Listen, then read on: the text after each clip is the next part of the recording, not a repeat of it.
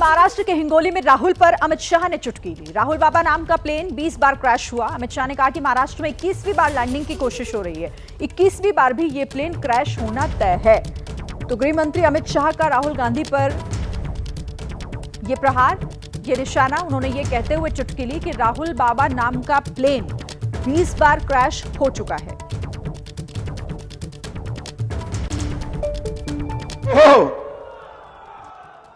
अब ये सोनिया जी है, उन्होंने अब तक राहुल बाबा को लॉन्च करने के 20 प्रयास किए। कितने किए भाई? 20।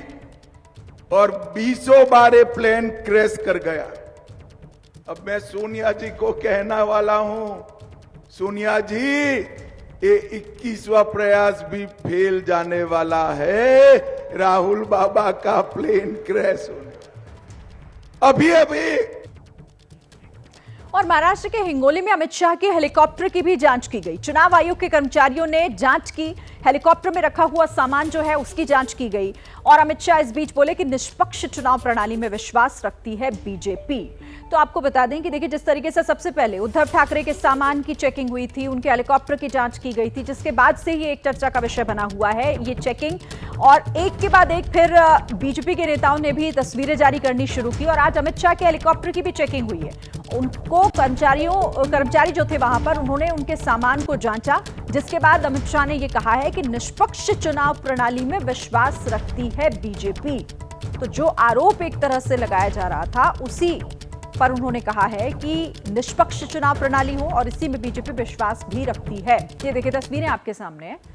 अमित शाह जब हिंगोली पहुंचे तो उस दौरान उनके हेलीकॉप्टर के सामान की जांच की गई। जो अधिकारी थे, जो कर्मचारी थे चुनाव आयोग के, उन्होंने उनके सामान को चेक किया, जांचा।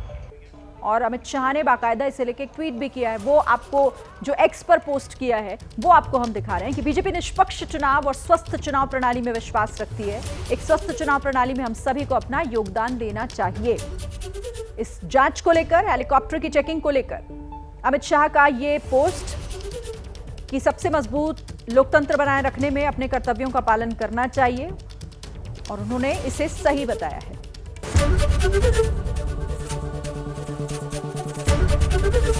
एबीपी गंगा, खबर आपकी, जुबान आपकी।